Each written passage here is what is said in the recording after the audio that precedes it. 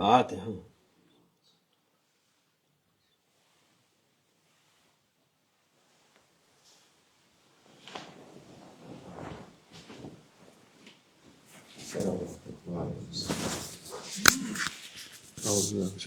Bismillahirrahmanirrahim. Ve salatu ve selamu ala Resulina Muhammeden seyyidina ve aleyhi ve sellem ve de salat ve sahabe Resulina ve de meşahın destun ve Allah fazla sen şah Muhammed'in hakkı ve tarikatuna as-sahaba vel hayru fil cemiyye.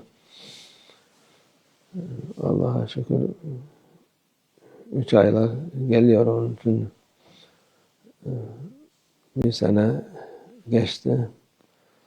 Günler geçiyor, seneler geçiyor, hayat geçiyor. Onun için bu mevsimleri istifade etmek lazım. Ahiret için lazım olan şeyler bunlardır. Tarikat ehli, Peygamber Efendimiz'in yolunda olan insanlar bunları kıymetini bilir, istifade eder. Onun nasipsiz olan insanlar da ona kıymet vermez.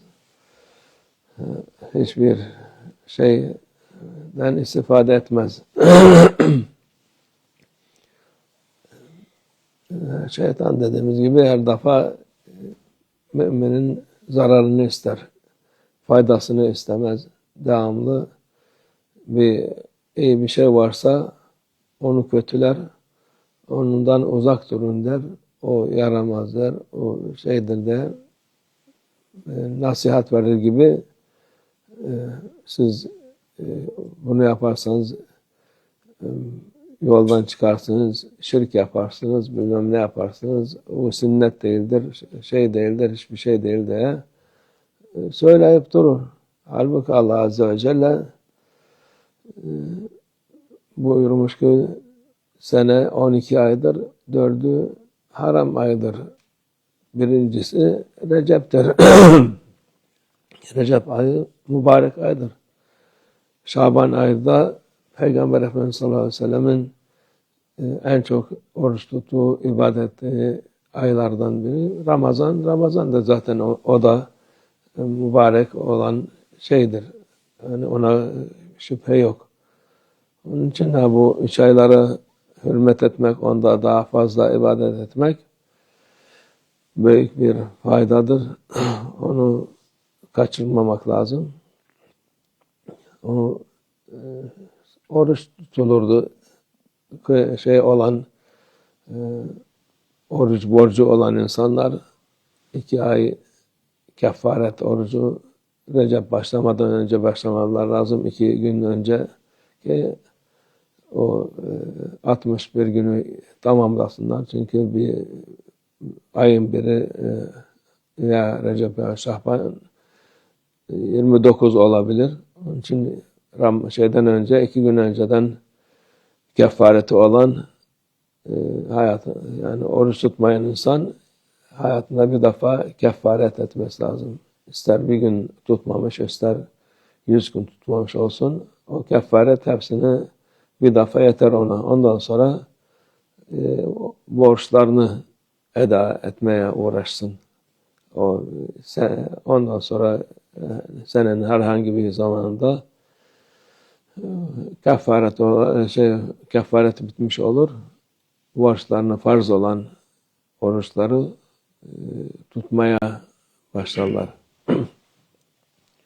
Bu birincisi, çünkü 3 aylar dediğimiz gibi sevaplar daha fazladır, daha çoktur.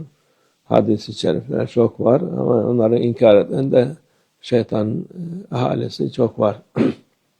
Onlara dinlemeyin. Tarikat Allah'a şükür en güzel yolu gösteriyor. Yol, tarikat, Peygamber Efendimiz'e giden yol. Onun sünnetini, onun yaptığı şeyleri yapar inşallah. Ondan sonra da riyazat, halvet var.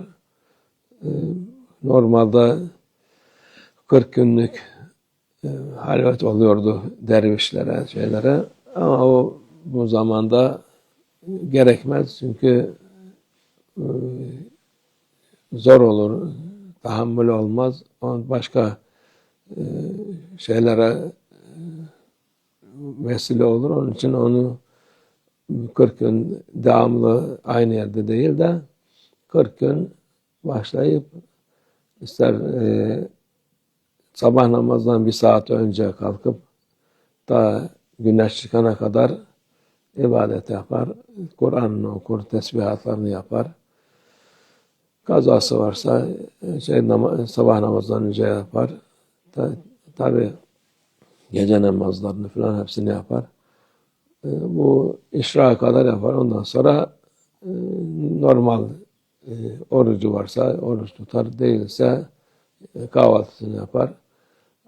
Yahut ikindiden akşama kadar yahut akşam yatsıya kadar yahut ikindiden yatsıya kadar olabilir. Bu riyazat, halvet niyetine yapılır. O da Allah kabul eder.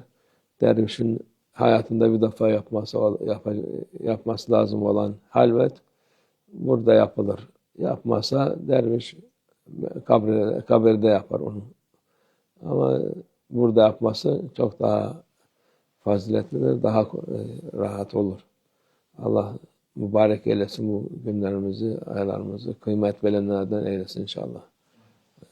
Bu Allah şükredip bu verdiği nimete teşekkür etmek lazım. Allah daim etsin nimetlerini bize inşallah. Ve minallah tevfik. El Fatiha.